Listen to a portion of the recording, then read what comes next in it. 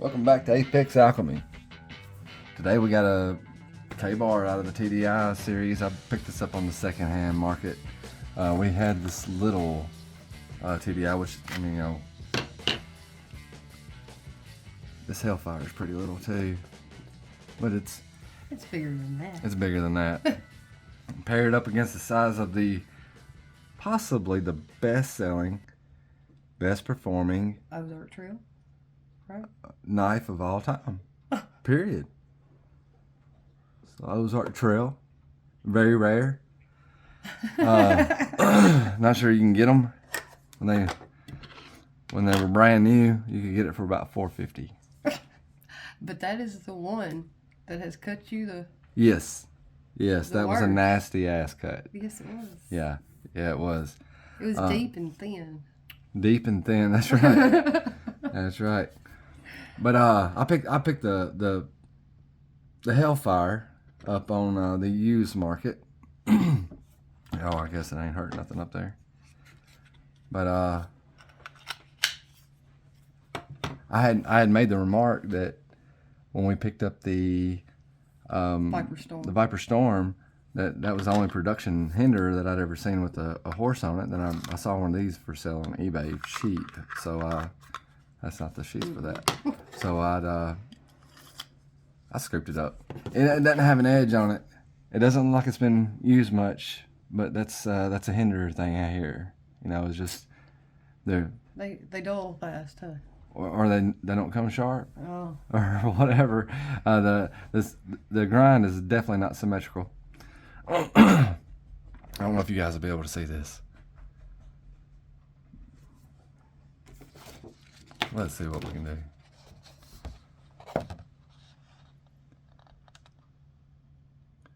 Looking at the flat, like from the tip,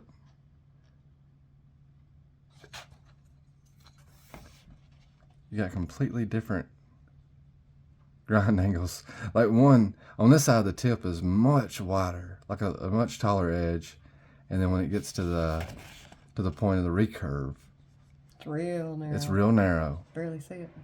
On the other side, at the tip, it's kind of narrow, but at the point of the recurve, it gets much wider. And it really doesn't look like it's been sharpened. It looks like a shitty factory edge. But overall, man, I thought the knife was going to be bigger.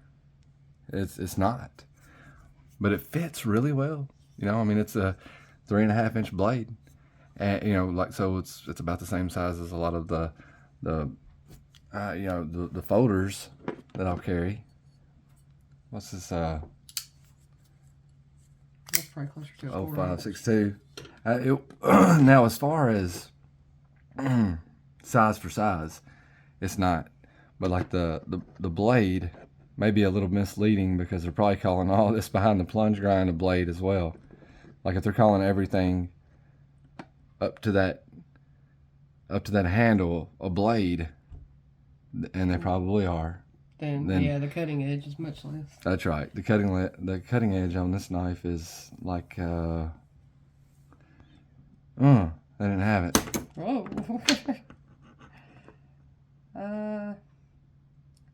About 3 inches. About 3 inches, yeah. A little over, maybe. I got magnets sticking everywhere. It feels great in hand as far as ergonomics go. It's there's nothing wrong with it. I like it. It's like if it was sharp and usable. We're gonna send it to EDC Lace. She's gonna take care of it for us. I'm gonna send it in to her.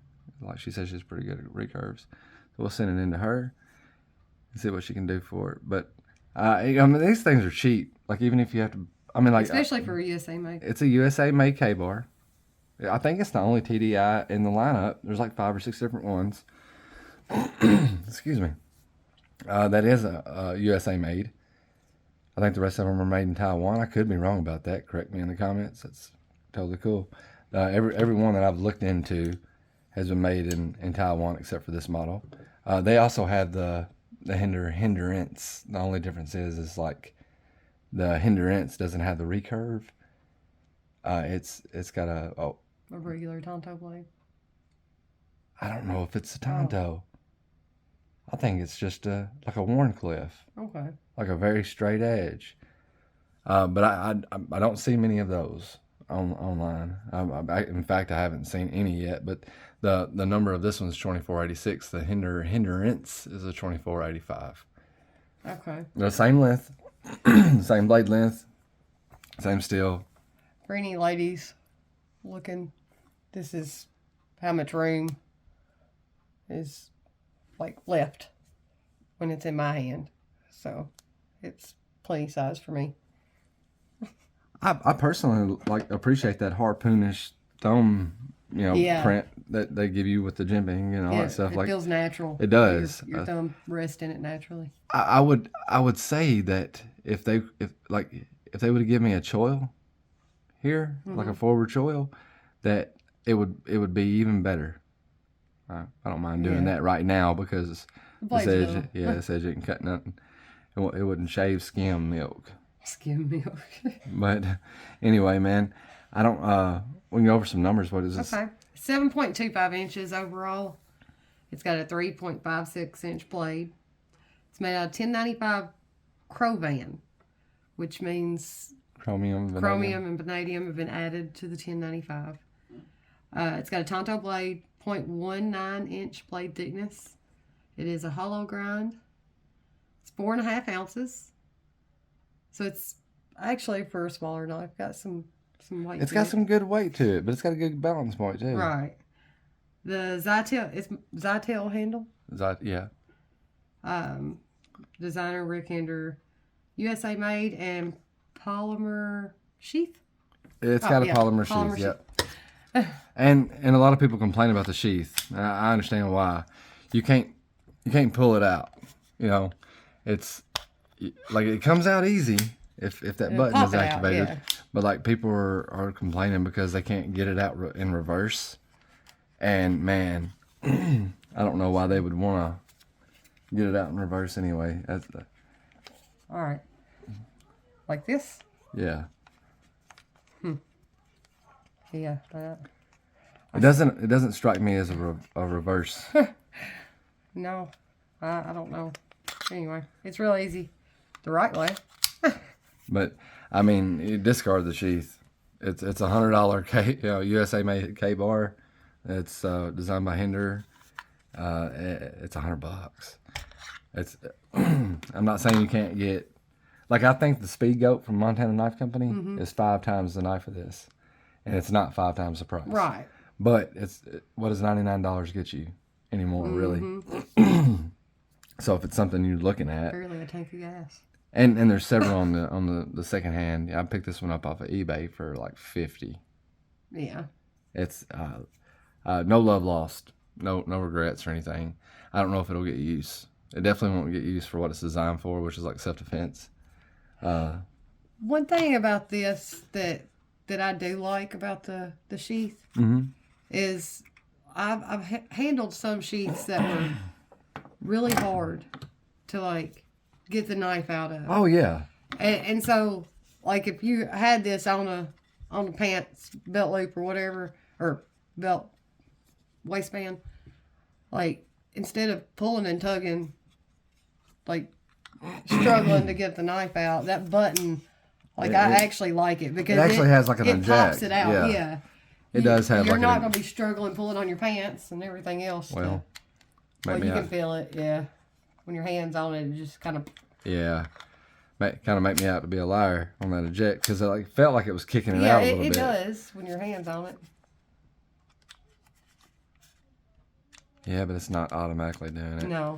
But that's okay. But yeah, it does. It comes out super smooth. But like, there's no clip. I'm not sure if there once was a clip, but like, it seems like the other K-bar had a clip on it. Yeah. Yeah. Hey, I'll get your blankie. Maybe that would be. I bet we could take this off. I bet that's what's on that happening. one. Yeah, like we'd probably take this off and stick it on that one with these. If we could, yeah. On the outside there, yep. If we wanted to, and it does. It comes out super smooth. And this is one of them that doesn't come out too easy. It's not ridiculously hard, but it does require a little more umph to get it out. So like, yeah, so like better hope it's on secured on your pants. That's real right. Good before you go to try to pull, or you're just gonna be battling yourself. I'll put it up here with where's that cryo at? That's Alan's knife. Cryo. Similar size. Similar size. If you're used to handling a cryo, it's just a little bit bigger than that. But I did like, I kind of thought the knife was going to be beefier, but you know, it feels good, and I guess that's the important thing at the end of the day. That's that leak again, and they're real similar in size. Yeah, they are. They are. There's a lot of knives in that 7-inch range that would be very similar in size. That's the weak height fin. We won't flip it over this time.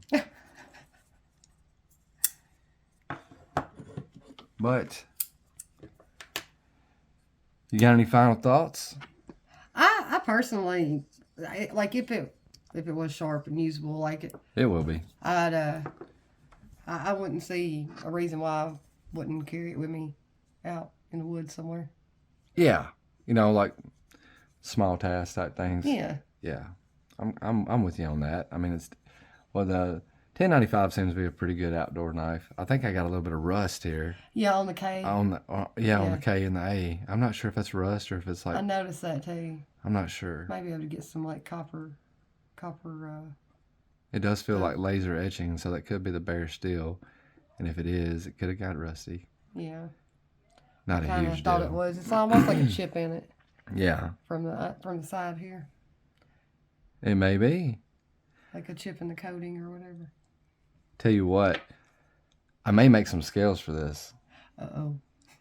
Yeah, I mean, like, just, Yeah. get a couple slabs of Coca-Cola or something like that, or zebra wood or, how do you pronounce that? Sapel? Don't ask me. I don't know. It's pretty wood, but I might get some blanks and make some scales. I'll probably make them exactly the way they're made. Yeah. But Yeah, because it feels good in hand. It does feel good in hand. The ergonomic wise. I like the way it feels in hand. And I mean, like, it's one of those that has finger grooves. I could pass it to her. The finger grooves work just as well for her as it does for me. So, like, I probably wouldn't Not polarizing in the area and shape of the finger grooves. Right.